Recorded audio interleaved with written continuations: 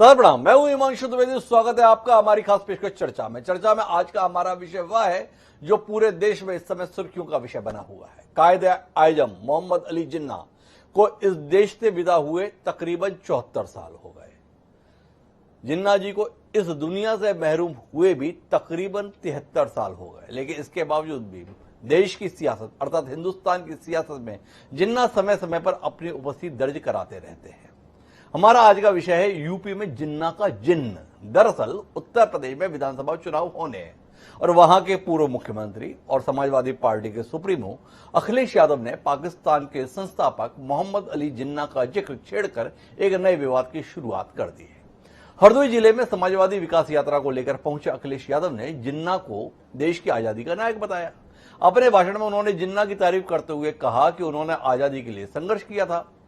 जिन्ना, गांधी और पटेल की सोच एक ही थी। अखिलेश यादव के इस बयान पर भारतीय जनता पार्टी ने उन्हें घेरना शुरू कर दिया है। मुख्यमंत्री योगी आदित्यनाथ ने कहा है कि पटेल से जिन्ना की तुलना शर्मनाक है। अखिलेश यादव को माफी मांगनी चाहिए।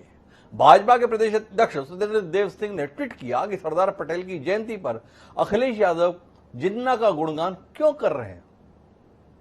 बता दें कि इससे पहले भी मुख्यमंत्री योगी आदित्यनाथ अब तक 2 बार समाजवादी पार्टी पर निशाना साधते वक्त अब्बा जान शब्द का इस्तेमाल कर चुके हैं। पर जो लोग अखिलेश यादव को नजदीकी से जानते हैं वो ये मानने के लिए तैयार नहीं है कि अखिलेश यादव की जुबान फिसल गई। उनका मानना है कि यह बयान कहीं ना कहीं सोच समझ के दिया गया है। कांग्रेस पार्टी ने भी इस बयान पर समाजवादी पार्टी को निशाने पर लिया है। समझने की कोशिश करेंगे कि आखिर अखिलेश यादव एक ऐसे दौर में जब भारतीय जनता पार्टी की पुरजोर कोशिश हिंदू मुस्लिम के संदर्भ में एक ध्रुवीकरण की है, ऐसा बयान क्यों दिया। जानने में दिलचस्पी ये लेंगे कि क्या मायावती का चुनावी परिदृश्य से गायब होने के चलते अखिलेश यादव को एक मुश्त मुस्लिम वोटों की चाहत इतनी ज्यादा बढ़ गई है कि उन्होंने अतीत की विवादों से कोई सबक न लेते हुए जिन्ना और गांधी और नेहरू और सरदार पटेल को एक साथ खड़ा कर दिया है उस देश में जहां पर इस एक जिक्र मात्र से ही त्योरियां चढ़ जाती हैं। समझने की कोशिश करेंगे अखिलेश यादव की इस पहल के मायने क्या है और इसके परिणाम क्या होंगे। 4 खास मेहमान हमारे साथ इस चर्चा का हिस्सा बनने के लिए मौजूद है। उनसे आपका परिचय कराए, लेकिन उससे पहले समय है आज के विचार सूत्र का। हमारा आज का विचार सूत्र थोड़ा दिलचस्प सा है। हमारा विचार सूत्र ये कहता है कि अब लहे कु रोजे रोशन शमय काफुरी नियत जुद बाशद किश्ब शब रोगन न बाशद दर चिराग। अर्थात जो शख्स प्रकाशमान दिन में कपूर का दिया जलाता है, शीघ्र ही उसके दिए में रात को भी तेल नहीं होगा। शेख सादी के द्वारा जो ये विचार दिया गया था, क्या अखिलेश यादव के बयान को इसकी रोशनी में देखना चाहिए। वो जो ये बयान दिए हैं इसके माध्यम से क्या उन्होंने भारतीय जनता पार्टी की कोशिशों को और ज्यादा मजबूत करने का काम तो नहीं कर दिया है। समझने की कोशिश करते हैं और हमें समझाने के लिए 4 खास मेहमान हैं। हमारे साथ कांग्रेस पार्टी के राष्ट्रीय प्रवक्ता सुरेंद्र राजपूत जी जुड़ गए। हमारे साथ भारतीय जनता पार्टी का एक जाना पहचाना चेहरा कुशपुरी जी खासतौर पर इस चर्चा के लिए मौजूद हैं। अपने सपा सुप्रीमो के बयान की पैरोकारी के लिए समाजवादी पार्टी के कुशाग्र प्रवक्ता मनोज यादव जी एक बार फिर इस कार्यक्रम में हमारे साथ हैं। और प्रेम कुमार जी ने निष्पक्ष राय देने के लिए देश के जाने माने पत्रकार, वह इस कार्यक्रम का एक अभिन्न हिस्सा समय समय पर रहते हैं, वह भी हमारे साथ जुड़े हुए। आप सभी का स्वागत है। शुरुआत आज मनोज यादव जी से ही करेंगे, लेकिन उससे पहले दोनों बयानों को सुनना चाहेंगे। एक, पूर्व मुख्यमंत्री अखिलेश यादव ने कहा क्या और उनके कहे पर वर्तमान मुख्यमंत्री योगी आदित्यनाथ ने क्या कहा, दोनों को सुनते हैं और फिर उसकी रोशनी में मनोज यादव जी के पास चलते हैं और उन्हीं से समझने की कोशिश करेंगे कि सरदार पटेल की जयंती पर जिन्ना का गुणगान किस पृष्ठभूमि के और किस उम्मीद के साथ उनके नेताजी ने किया है, वही हमें समझाएंगे, देश को भी समझाएंगे। लेकिन पहले सुनते हैं बयान। पटेल जी, राष्ट्रपिता महात्मा गांधी, जवाहरलाल नेहरू, जिन्ना एक ही संस्था में पढ़ करके बैरिस्टर बन करके आए थे। एक ही जगह पर पढ़ाई लिखाई की उन्होंने, वो बैरिस्टर बने, उन्होंने आजादी दिलाई। उन्हें किसी भी तरीके से अगर किसी का भी संघर्ष करना पड़ा होगा तो वो पीछे नहीं हटे। राष्ट्रीय अध्यक्ष को अपने इस कृत्य के लिए प्रदेश की जनता से माफी मांगनी चाहिए, देश की जनता से माफी मांगनी चाहिए कि भारत की अखंडता के शिल्पी सरदार वल्लभ भाई पटेल का यह अपमान देश कभी स्वीकार नहीं कर सकता। उनका यह वक्तव्य इसलिए आया है क्योंकि विभाजन की उनकी प्रवृत्ति हमेशा रही है। वे चाहते ही नहीं थे किसी गरीब को मकान मिले। तो मनोज यादव जी, आप ही बताएं, कहां सरदार पटेल इस देश के संदर्भ में, जिन्हें इस देश को एकजुट करने के संदर्भ में हम याद करते हैं, और कहां मोहम्मद अली जिन्ना, जिन्हें इस देश के विभाजन के लिए हमें याद करना पड़ता है। दोनों ही समान रूप से सम्मान के योग्य आपके पार्टी के प्रमुख अखिलेश यादव बता रहे हैं, पूर्व मुख्यमंत्री उत्तर प्रदेश, और उनके इस बयान को प्रदेश और देश की जनता का अपमान बता रहे हैं वर्तमान मुख्यमंत्री योगी आदित्यनाथ। थोड़ा आपसे रोशनी मिले पूर्व और वर्तमान के संघर्ष के संदर्भ में, मनोज जी। देखिए, मेरे ख्याल से योगी आदित्यनाथ जी ने बात को थोड़ा सा सीमित कर दिया जी। नाम 4 लिए गए थे जी। नाम महात्मा गांधी का लिया गया, नाम यहाँ नेहरू जी का लिया गया, नाम सरदार पटेल जी का लिया गया और नाम लिया गया जिन्ना का। लेकिन योगी जी की चूंकि सोच बड़ी संकुचित है और जिस दल से आते हैं वो भी बड़ा संकुचित मानसिकता वाला दल है, तो उन्होंने सिर्फ पटेल जी को आगे रखा, बाकी महात्मा जी को, महात्मा गांधी जी को और नेहरू जी को दरकिनार कर। क्यों कर दिया ये तो वही बेहतर बता पाएंगे और उनके बीजेपी के प्रवक्ता भी बता पाएंगे। सरदार पटेल ने क्या किया इस देश के लिए, ये किसी को बताने या किसी को जताने की जरूरत नहीं है, हर बच्चे को पता है। लेकिन वो पार्टी हमें आईना न दिखाए जो पार्टी यही कहती फिर रही है कि इस देश की आजादी से लेके और सब कुछ काम सरदार पटेल ने किया, बाकी किसी नेता का कोई योगदान ही नहीं था, चाहे वो भगत सिंह रहे हों, चाहे महात्मा गांधी रहे हों, नेहरू रहे, कोई भी रहा। मैं अब जिन्ना पे आता हूं। क्या कहा है राष्ट्रपति जी ने, ये चारों लोग एक ही संस्थान में वकालत पास करके आए थे, तो इसमें कौन सी गलत बात कह दी? देश की आजादी में इन लोगों का योगदान है, इसमें कौन सी बड़ी गलत बात कह दी? अब तीसरा बिंदु आता है कि आजादी के बाद उन्होंने एक अलग देश की मांग की और वो देश बन गया और उस देश में वो चले गए। इतनी सी बात हुई, इसमें क्या किसी को ज्ञान प्राप्ति कम हुई या कम बुद्धि वाला व्यक्ति है तो वो इस तरह की बात करे? लेकिन एक बात स्पष्ट हो गई जो मेरे ख्याल से हिमांशु जी बीजेपी नहीं एक्सेप्ट कर रही थी। कभी प्रियंका गांधी जी मुख्य विपक्षी थे, कभी केशव उनके जो प्रदेश अध्यक्ष हैं पटेल जी वो कह रहे थे कि बसपा मुख्य विपक्ष है, लेकिन एक बयान के बाद समाजवादी पार्टी मुख्य विपक्षी है और आज बीजेपी से लड़ने के लिए तैयार है।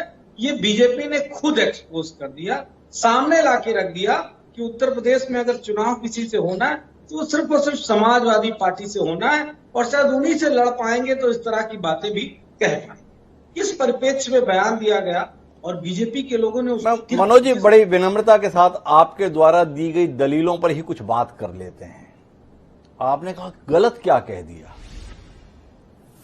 इस देश में बैरिस्टर की पढ़ाई तमाम लोगों ने की जिन्होंने आजादी के संदर्भ में योगदान दिया। क्या मनोज यादव यहां बताना चाहते हैं कि महात्मा गांधी, पंडित जवाहरलाल नेहरू और सरदार वल्लभ भाई पटेल का इस देश के संदर्भ में जो योगदान था, वही योगदान हमें मोहम्मद अली जिन्ना के संदर्भ में स्मरण रखना चाहिए? ये आपसे जानना है। मोहम्मद अली जिन्ना ने कर क्या दिया? देश को आजादी मिली, उसके बाद उन्होंने अलग देश चाहा और वो देश उन्हें मिल गया। इसमें कौन सी बात है? कमाल है मनोज जी। जिस शख्स को हम याद रखते हैं इस देश के विभाजन के लिए, उसको आप प्रातः स्मरणीय बनाने की कोशिश कर रहे हैं। इसको सहजता से स्वीकार करना चाहिए। आपको लगता है बेहद जायज है? जो व्यक्ति इस देश के विभाजन के लिए कसूरवार है, जिसने सबसे पहले चाहा कि यह देश विभाजित हो, खंड खंड हो, इस देश के संदर्भ में धार्मिक वैमनस्यता की आधार भूमि रखने के लिए हम लोग अगर किन्हीं लोगों को जिम्मेदार मानते हैं, उसमें सबसे अग्रणी नाम मोहम्मद अली जिन्ना का होता है। वो मोहम्मद अली जिन्ना जिन्हें जीवन के आखिरी क्षणों में अपनी गलती का एहसास तक हुआ कि उन्होंने इस देश के साथ क्या कर दिया। उनके संदर्भ में आपके नेता और आपकी पार्टी को स्मरण करने के लिए यही मिला था।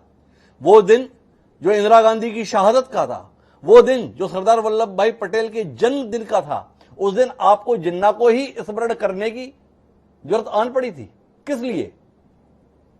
इसलिए कि कुछ मुस्लिम वोटों के संदर्भ में सुनिश्चित हो पाएगा चुनाव के संदर्भ में आपका ये दरिया दिली? देखिए, मुस्लिम वोटों को लेके और मुस्लिम राजनीति को लेके वो इस तरह के बयान देके मुझे नहीं लगता है कि समाजवादी पार्टी कोई लाभ लेना चाहेगी।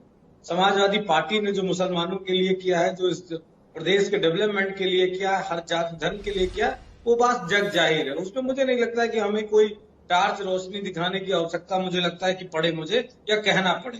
लेकिन एक बात आप हिमांशु जी मुझे बताइए जी, जब मैं बीजेपी के लोगों के मुख से सुनता हूं जी, कि नेहरू के लालच की वजह से देश बढ़ गया, जी, अगर नेहरू प्राइम मिनिस्टर बना देते सरदार पटेल को तो ये देश ना बढ़ता।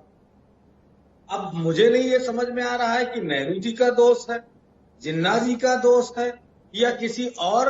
गांधी जी को भी इसी तरह कोट करके आरएसएस के लोग कहते हैं कि गांधी जी की वजह से ये देश बढ़ गया, अगर गांधी जी जिद छोड़ देते तो ये देश ना बढ़ता। अरे नैरेटिव तो बहुत सारे गढ़े जाते हैं, ये बात कौन बताएगा। लेकिन मुझे दुर्भाग्यपूर्ण ये लगा कि एक छोटी सी बात, एक छोटे से व्याख्यान ने जिसमें कोई महिमा मंडन नहीं किया, ये बीजेपी के लोग भूल जाते हैं नेताओं को।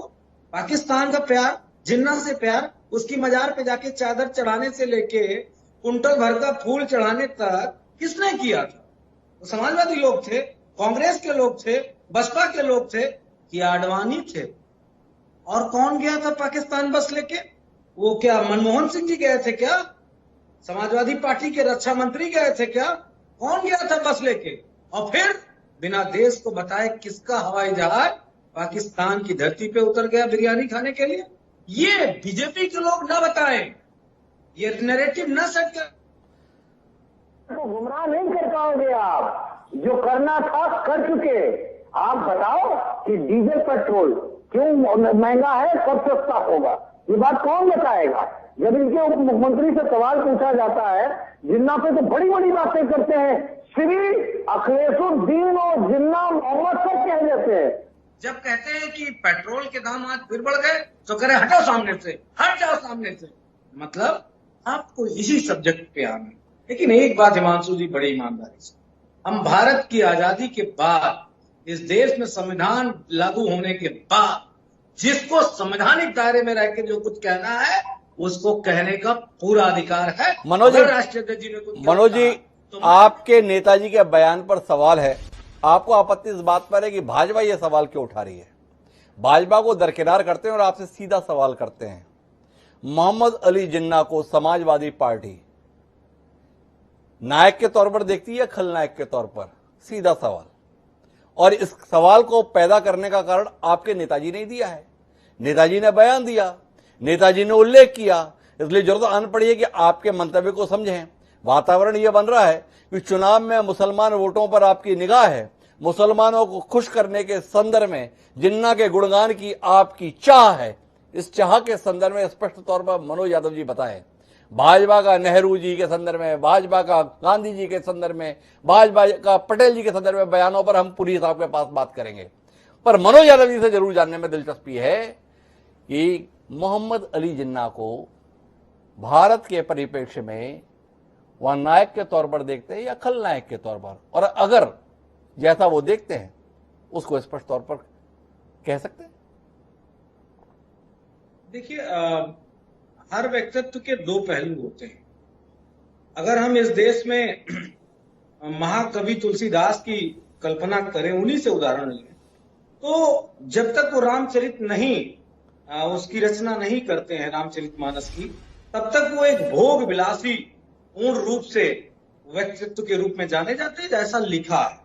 जब वो अपनी पत्नी से कहती है, उनकी पत्नी उनसे कहती हैं कि वो कौन सी एक वो कड़ी है, मुझे याद नहीं आ रही है, कि इस शरीर से इतना आपको प्यार है, अगर इसका आधा श्री राम से आप प्यार कर लो तो आप भवसागर पार हो जाओगे।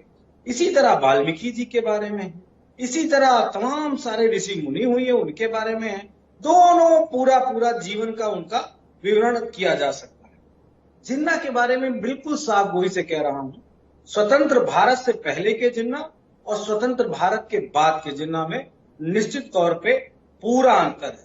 स्वतंत्रता के बाद, बंटवारे के बाद के जिन्ना को इस देश का छोड़ो पाकिस्तान के लोग खुद नहीं पसंद करते। क्योंकि वो सिया समुदाय से थे। ज्यादातर लोग वहां पे किस कम्युनिटी से गए ये भी सबको पता है, सिया सुन्नी के किस तरह के माहौल है वो भी सबको पता है, कई सारी चीजें सामने। लेकिन आजादी से पहले के हर उस व्यक्ति को सलाम किया जा सकता है, नमन किया जा सकता है जिसने मनोज जी, थोड़ा आपसे ज्ञान की जरूरत है। हालांकि हमारे को और भी गेस्ट से बात करनी है, पर आपकी दलीलों में मजा बड़ा आ रहा है मुझे।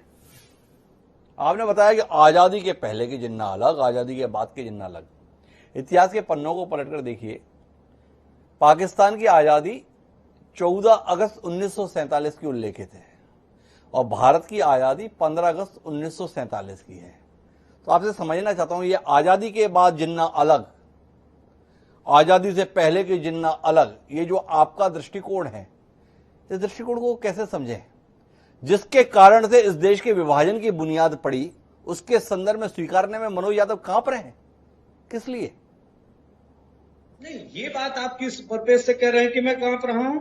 मैं क्यों कांप रहा हूं भाई जी? और विभाजन का कारण सिर्फ एक व्यक्ति को क्यों कहा जाएगा जी? आप पूरे परिप्रेक्ष्य में बात क्यों नहीं कहते हैं? जी? कौन कौन इस देश में विभाजन के कारण थे? जी? क्या आप हिंदू महासभा को भूल जाएंगे? जी? आप क्या उन लोगों को भूल जाएंगे जो आरएसएस जैसी जो शक्तियां थी देश के विभाजन के लिए, हिंदू राष्ट्र बनाने के लिए अपनी अलग तरीके से मांगे कर रहे थे? क्या वो बातें भूल जाएंगे क्या? आप एक तरफा क्यों बात करने की कोशिश कर रहे हैं? इस देश में वो सत्य कहने की ताकत होनी चाहिए हर इंसान के अंदर जो सत्य है। जी? किसी एक पार्टी के, किसी एक धर्म, किसी एक संप्रदाय को मान के अगर बात कहने की ताकत मैं होगी। खुशबू जी आपके पास आता हूं मनोज यादव जी की ताकत के सवाल को लेकर। अखिलेश यादव तो तुलना करने में केवल गांधी, नेहरू, पटेल और जिन्ना तक गए। मनोज यादव का साहस देखिए, वो गोस्वामी तुलसीदास, महाकवि वाल्मीकि तक भी पहुंच गए। महाकवि वाल्मीकि, गोस्वामी तुलसीदास और मोहम्मद अली जिन्ना, थोड़ा आपसे दृष्टिकोण मिले। ऐसे महामानव के संदर्भ में अगर दो शब्द निकल गए अखिलेश यादव से, तो आपको इतनी परेशानी क्यों हो रही है? क्यों योगी आदित्यनाथ इतना तड़फड़ा रहे हैं? और ये तड़फड़ाहट उनकी आडवाणी जी के संदर्भ में तब क्यों नहीं निकली जब वो वहां की मजार पर चद्दर चढ़ा रहे थे और जिन्ना को धर्मनिरपेक्ष बता रहे थे? ये सवाल है। ये तड़प आप लोगों की और आपकी पार्टी की जो आज ट्वीट करके पूरे ट्विटर को भर दे रही है, उस समय क्यों नहीं निकली जब आपकी पार्टी के एक बड़े नेता जसवंत सिंह उनकी प्रशस्ति में किताब के चैप्टर लिखे जा रहे थे? आपकी ये तड़फड़ाहट तब क्यों नहीं निकली जब संघ प्रमुख कुप्पी सिंह सुदर्शन भी जिन्ना जी की सराहना कर रहे थे? ये सवाल है अतीत के इतिहास के पन्नों से निकले हुए। कुछ कहेंगे खुशपुरी जी? हिमांशु जी, जी? आपका प्रश्न बड़ा रेलेवेंट है। जी? पहली बात तो यह है, जो दिन चुना जी? हमारे अखिलेश जी ने, वो बहुत बड़ी विडंबना है जी? कि एक महापुरुष जो लोह पुरुष के रूप में इस देश में जाने जाते हैं, जी? उनकी जयंती के दिन अगर कोई व्यक्ति जिन्ना जी से उनकी तुलना करता है, जी? जिन्ना से उनकी तुलना करता है, तो इससे ज्यादा दुखद और निंदनीय घटना नहीं हो सकती। जिस व्यक्ति ने अपना जीवन इस देश को एक शक्ल देने में, एक अखंड भारत क्रिएट करने में अपनी इतनी बड़ी ताकत लगाई, उसकी जयंती के दिन अखिलेश जी लौह पुरुष सरदार पटेल की तुलना जी? जिन्ना से करते हैं, जो कि विश्व इतिहास के सबसे बड़े रक्त रंजित विभाजन का, सबसे बड़ी रक्त रंजित घटना का नायक रहे हैं।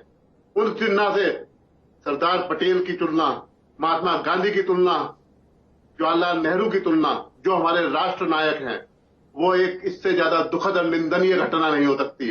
परंतु ये समाजवादियों की एक लंबे इतिहास की सिर्फ एक कड़ी मात्र है। अगर आप 30 साल पहले चले जाएंगे तो 30 अक्टूबर का दिन, 1990 का दिन, जिस दिन उन्होंने राम भक्तों पर गोलियां चलवाई थी, ये भी उसी मानसिकता का सिर्फ एक एक्सटेंडेड वो है। ये मानसिकता 1990 से लेकर 2021 तक बदली नहीं है जी? ये बढ़ी है। और ये सिर्फ देश के लिए खतरनाक नहीं है जी? ये देश के मुसलमानों के लिए भी खतरनाक है जी? आज इस देश का मुसलमान जिन्ना को अपना नायक नहीं मानता। मनोज यादव जी मानते होंगे, इनके नेताजी मानते होंगे। इस देश का मुसलमान डॉक्टर एपीजे अब्दुल कलाम को अपना आदर्श मानता है, वीर अब्दुल हमीद को अपना नायक मानता है, जिन्ना को नायक नहीं मानता। इस मानसिकता से बाहर आने की आवश्यकता है समाजवादियों को। और अगर ये इस मानसिकता के साथ रहेंगे तो एक बड़ा सबक इस प्रदेश की जनता इन्हें सिखाने जा रही है। ज्यादा समय बाकी नहीं है इस चीज में। जनता इन्हें सबक दिखाने जा रही है, वो तो बात ठीक, लेकिन आप इस संदर्भ में एक भी टिप्पणी नहीं किए कि आपकी पार्टी के तमाम नामचीन नेता जो आपके प्रेरणा पुरुष हुआ करते हैं, थे भी और अभी भी हैं, उन्होंने जब जिन्ना की सराहना के संदर्भ में शब्द बोले तब आपको इतनी परेशानी नहीं हुई। उन्होंने तो लंबे लंबे वक्तव्य दिए। अखिलेश यादव से तो महज 2-4 लाइनें सबके साथ में निकल गई।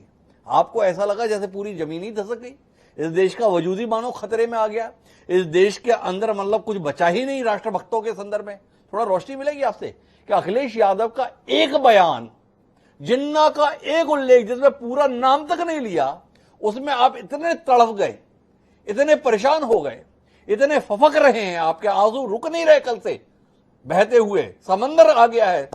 और वहीं आपके इतने नेताओं के नाम मैंने बताए जो जिन्ना की प्रशस्ति का गुणगान किए हैं, उसको लेकर आपको याद नहीं? हिमांशु जी, मैं इस प्रश्न का उत्तर भी देता हूं जी। आडवाणी जी ने किसी जनसभा में खड़े होके जिन्ना साहब की तारीफ करी थी या उनकी मजार पे खड़े होके करी थी? जी देखिए, एक मरहूम व्यक्ति की अगर हम मजार पे गए हैं जी तो उसके लिए अगर उन्होंने 2 शब्द कहे, आप उसके रेफरेंस को, और एक जनसभा के अंदर आप हमारे 4 राष्ट्र नायकों के साथ एक इस देश के सबसे बड़े खलनायक का नाम लेते हैं, तो आप उसका अंतर समझ सकते हैं। आप बड़े वरिष्ठ पत्रकार हैं। खुशपुरी जी, आपके अभी 2 मिनट पहले कहे गए वक्तव्य पर ही जाता हूं, कहीं दूर नहीं जाता। आपने कहा इस देश के सबसे रक्त रंजित विभाजन का जो नायक या खलनायक था उसका नाम मोहम्मद अली जिन्ना था। आपके ही शब्द है, मेरे नहीं। ऐसे रक्त रंजित विभाजन के दोषी शख्स के यहां आपकी पार्टी के तत्कालीन राष्ट्रीय अध्यक्ष गए क्यों?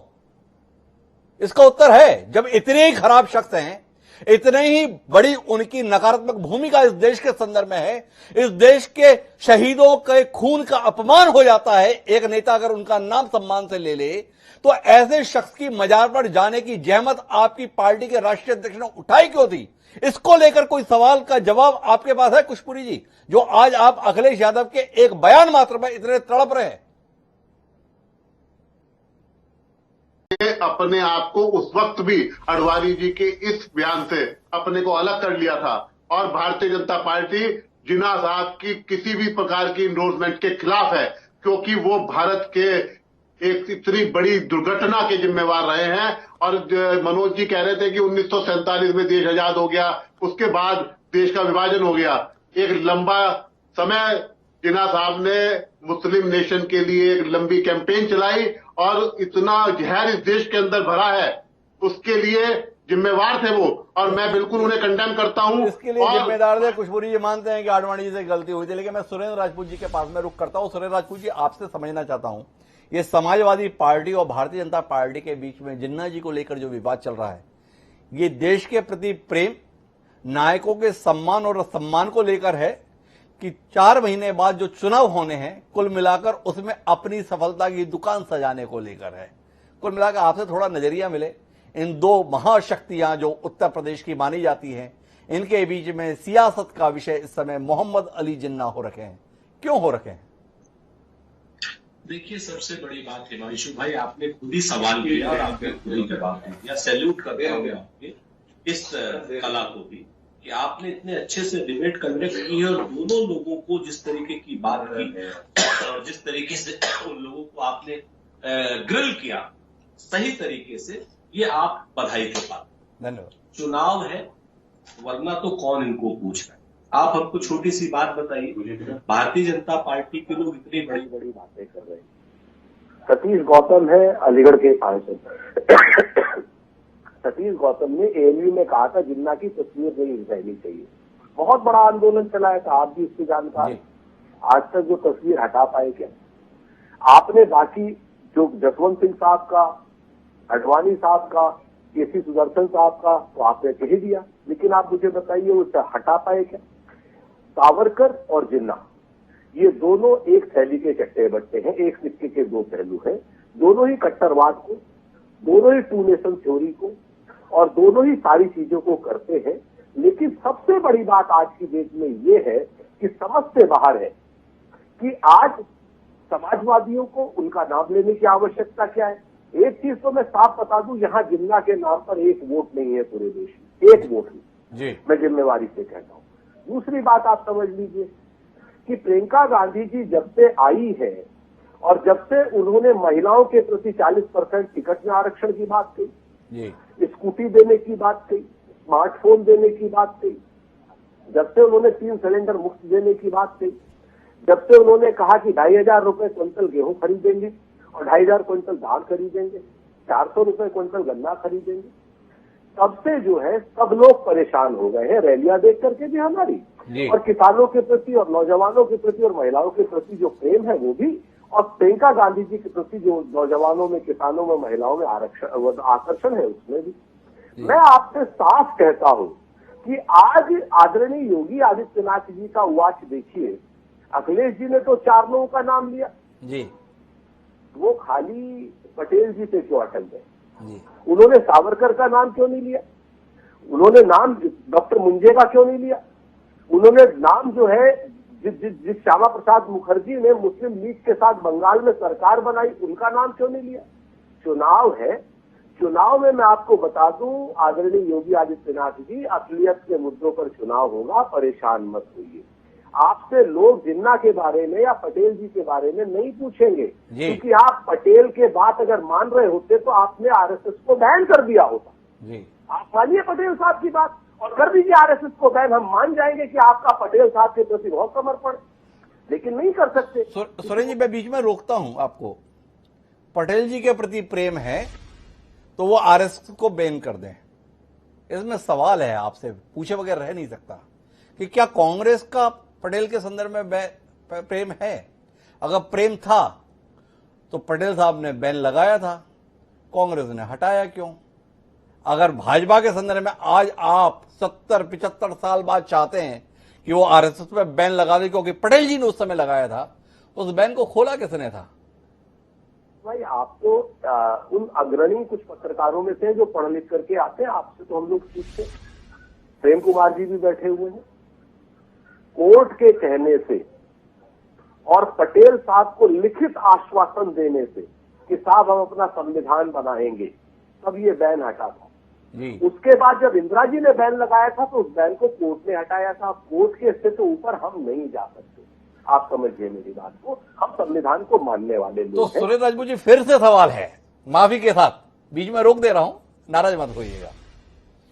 आपके लिए कोर्ट के मायने हैं और भारतीय जनता पार्टी और योगी आदित्यनाथ के संदर्भ में चाहते हैं कि जब कोर्ट ने आदेश दे दिए तो भी ये बैन लगा दें, ताकि आप ये बता पाए ना ये संविधान मानते हैं ना ये कोर्ट मानते हैं।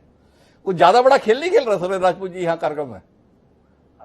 वो भी बताता हूँ, हमने तो बैन लगाया, कोर्ट ने हटाया जी। आप पटेल साहब को मानते हैं, आप भी तो बैन लगा के देखिए, कोर्ट हटा देगा, हम मान जाएंगे। आप कौन रोक रहा है जी? आप समझिए, देश विरोधी गतिविधियों में आ रहे थे, समाज विरोधी गतिविधियों में आ रहे थे, देश को तोड़ने वाली गतिविधियों में आ रहे थे, उसके बाद अगर आप उनके ऊपर बैन नहीं लगाते हैं, उसको अगर कोर्ट हटा दे तो हम कहां मना करें? एक बात। दूसरी बात, आज मैं तो पूछ रहा हूं ना योगी आदित्यनाथ जी से जी, 70 लाख रोजगार की बात होगी या जिन्ना की बात होगी जी? आप बताइए, महिलाओं के जो हाथरस वाली घटना होगी उसकी बात होगी, डीजल डालकर फूंक दिया लड़की को और चीरहरण कर दिया उस लखीमपुर की लड़की का, और उसके बाद किसानों को थार की मार से कुचल दिया। 10-10 महीने 11-11 महीने से किसान बैठा हुआ है, बेरोजगारी सबसे उच्चतम दर पर है। बात ये होंगी या जिन्ना बड़े थे या फलाने बड़े थे? अरे जिन्ना खलनायक है, जिन्ना के नाम पर एक भी वोट कोई होगा वो गद्दार है।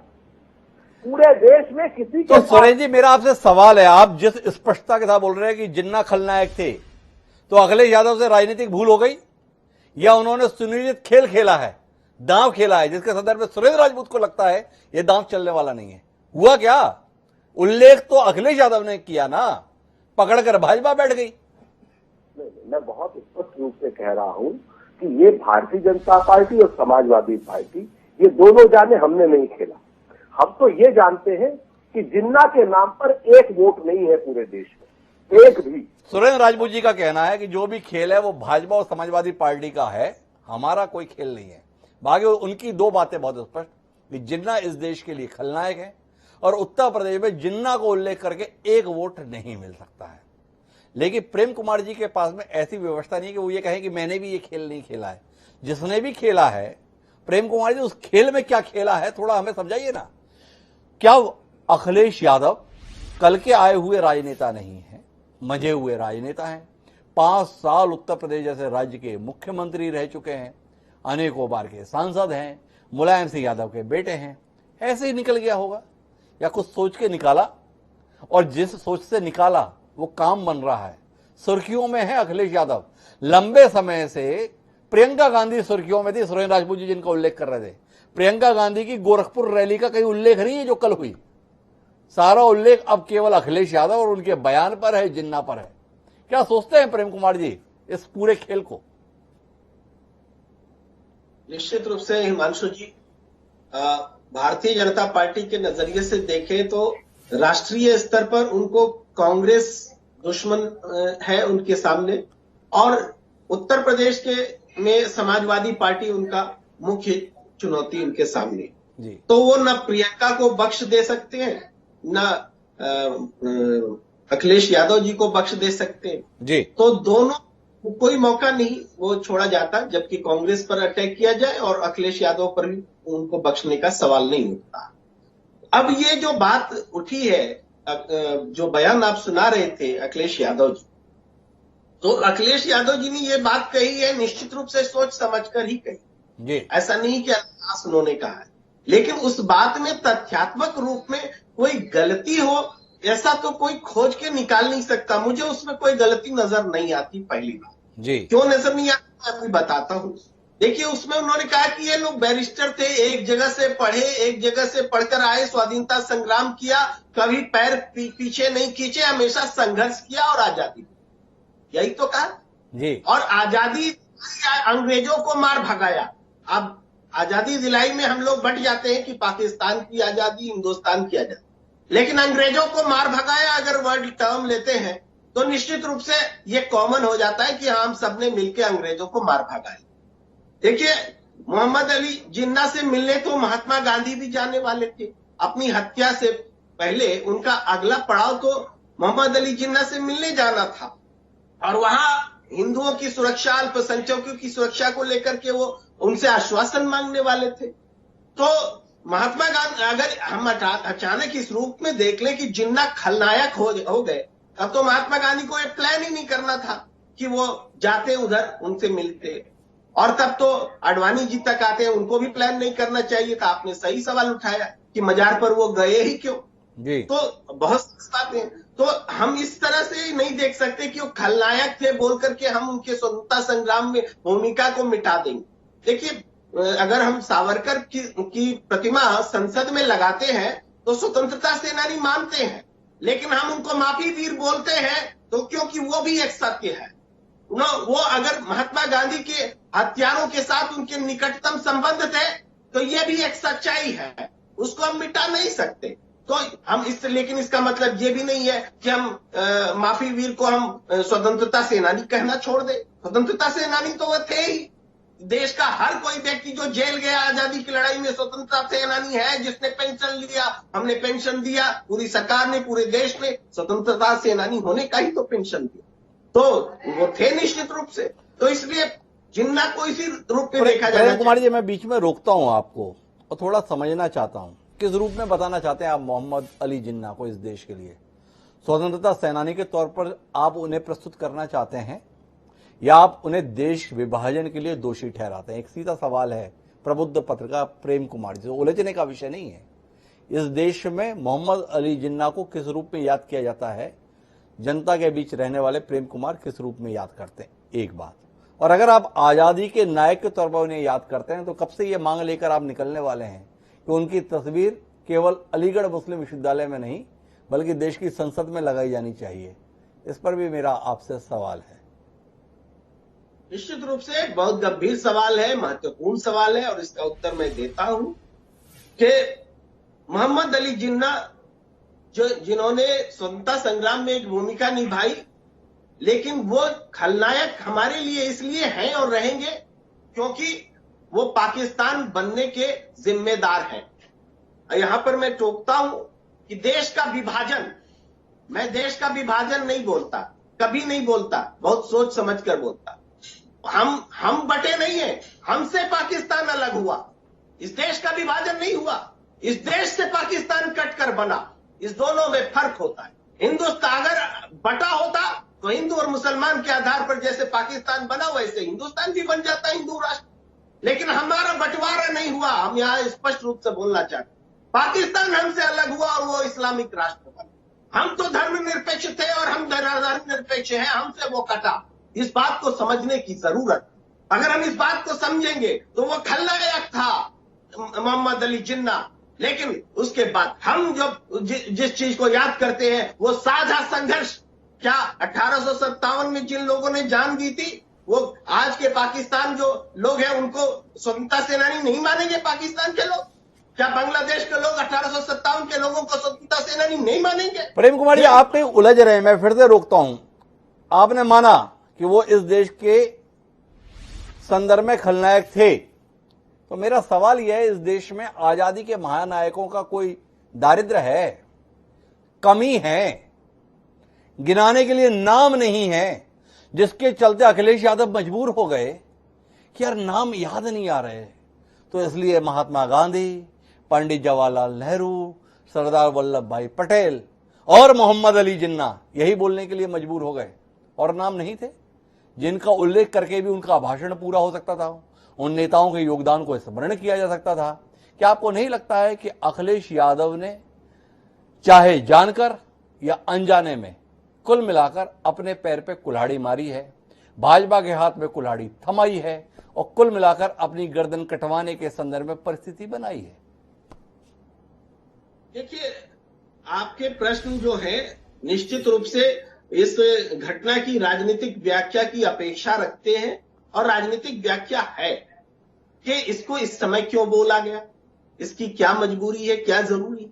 तो देखिए, जिस कारण से यह तुलना अचानक बन जाती है, जिस कारण से महात्मा गांधी के हत्यारों को महिमा मंडन करने की आवश्यकता आप पड़ती है जी, तो दूसरे की राजनीति करने वालों, वो भी राजनीति है जी। और आज जिस कारण से लिया गया है वो भी राजनीति है। निश्चित रूप से मैं मानता हूं कि उत्तर प्रदेश में समाजवादी पार्टी का जो बेस वोट वर्ग है MY, वो कंसोलिडेट करने के लिए उन्होंने अपने मन से तो कोई तारीफ नहीं कही है, लेकिन बीजेपी को एक अवसर दिया है कि वो ऐसी रिवर्स स्विंग खेले, इसका फायदा समाजवादी पार्टी को मिले।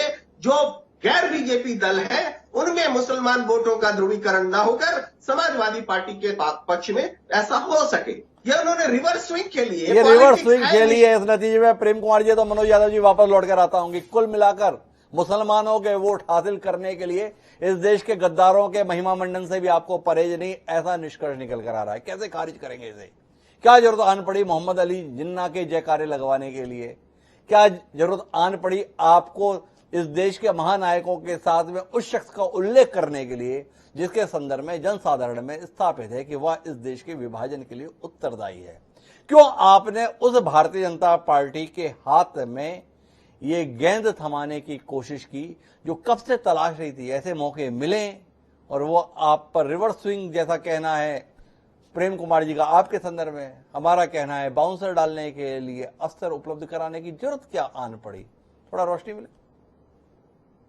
देखिए, बीजेपी दरअसल में उत्तर प्रदेश में ओवैसी जी को लाके बड़ी खुश थी जी। योगी आदित्यनाथ का बयान, उनका विश्लेषण ओवैसी को लेके और उनका वेलकम जो उत्तर प्रदेश में किया गया था जी। और बीजेपी अब कहीं ना कहीं बेचैनी भरी नजर आ रही है, और उसका कारण क्या है?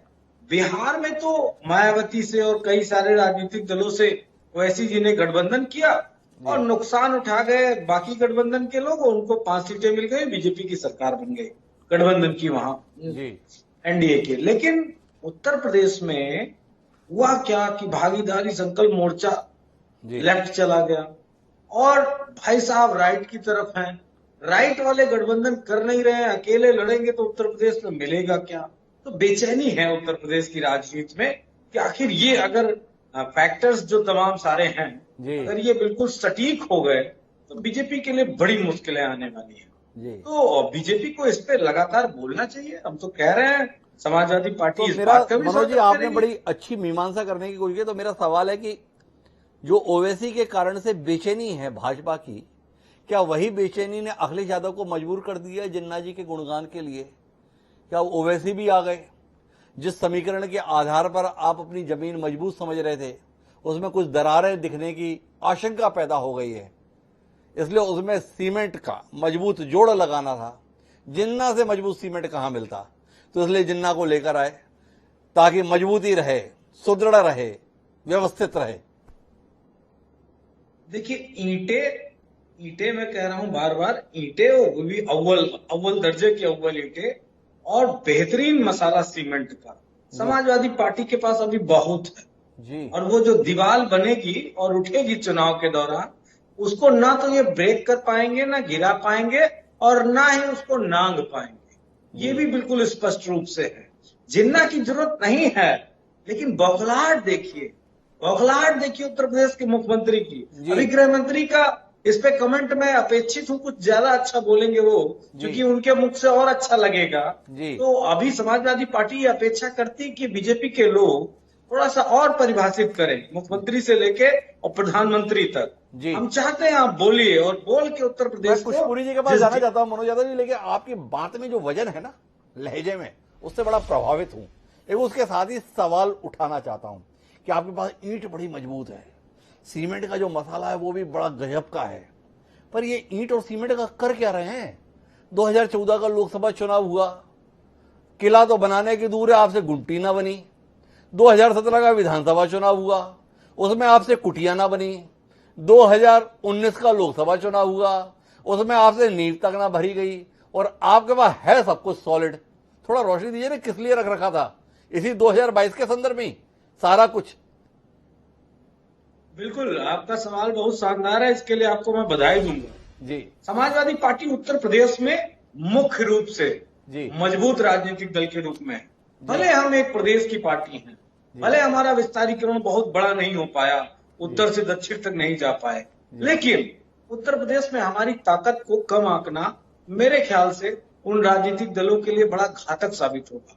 2012 से 17 के बीच में हमारी सरकार थी, 17 हारे हैं, 5 साल हुआ है, तो मेरे ख्याल से संविधान ने भी 5 ईयर टर्नओवर ही रखा है, तो 5 साल अब पूरा हो रहा है, 2-3 महीने अभी बचे हैं। अब अगर वो क्रॉस हो जाएगा तो हिमांशु जी आपके सारे सवाल मेरे सर माथे पे और बेबाक जवाब और दूंगा, लेकिन वो 5 साल पूरे तो हो जाने दीजिए। 5 साल पूरे हो जाने दीजिए, लेकिन 2014,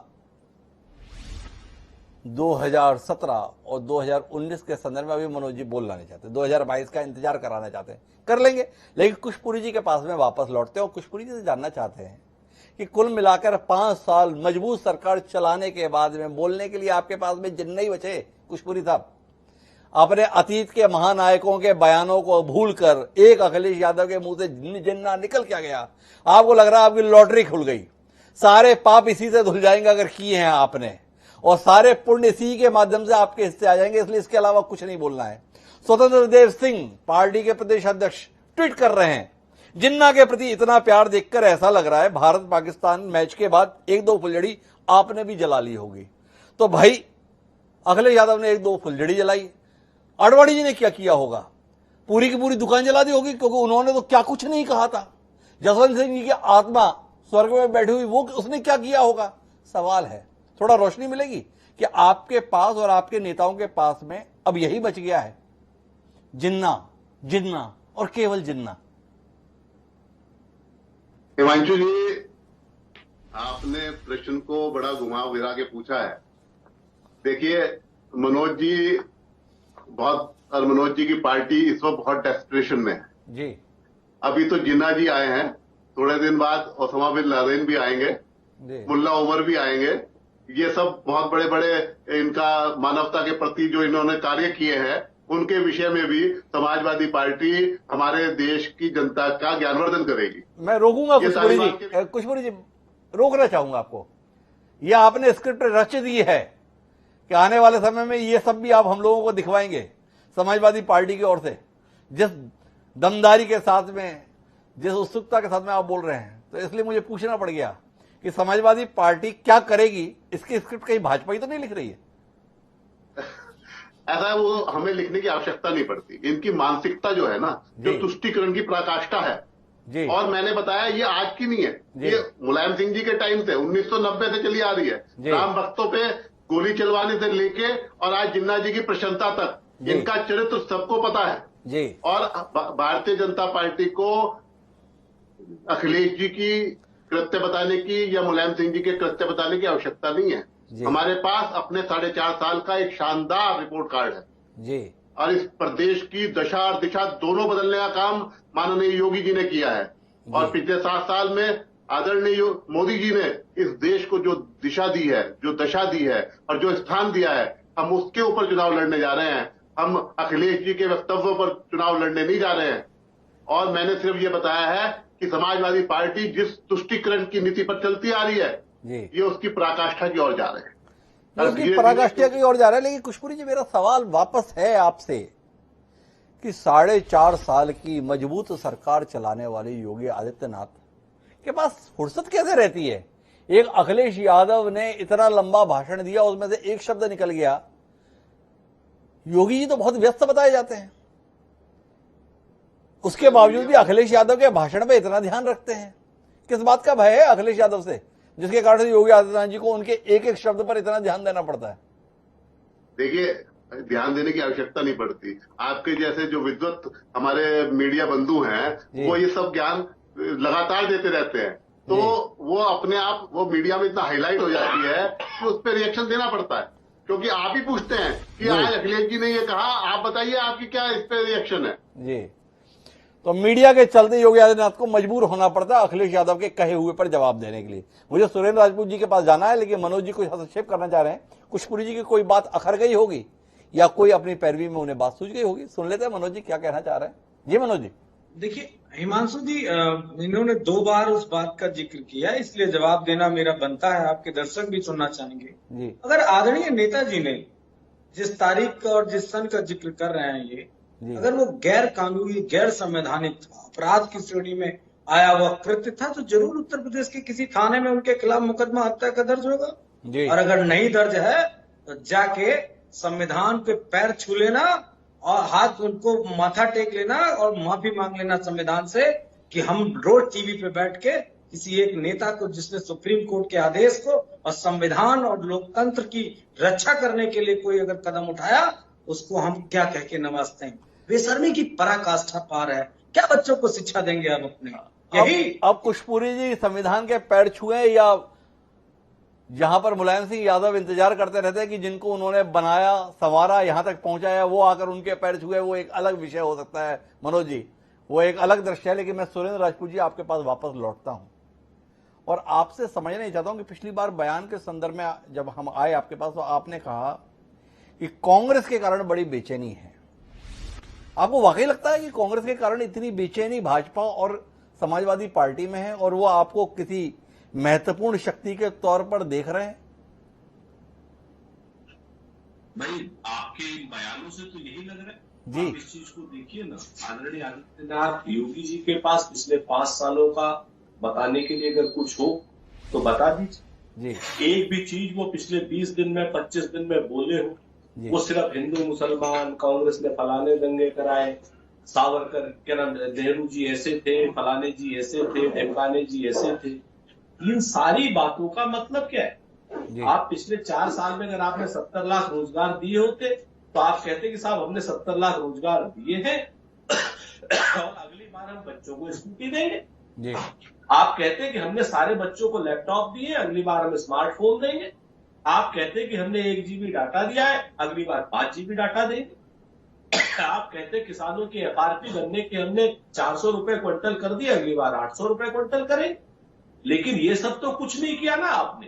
तो ले दे करके पिछले 4.5 साल में अगर आप ये देखें, अगर प्रियंका गांधी जी किसानों के लिए आगे बढ़ रही, प्रियंका गांधी जी ये कह रही हैं कि साहब 20 लाख नौकरियां आते ही सरकार के हम देंगे, तो लोगों में बेचैनी होना स्वाभाविक है और विशेष रूप से सत्ताधारी दल में बेचैनी होना स्वाभाविक है।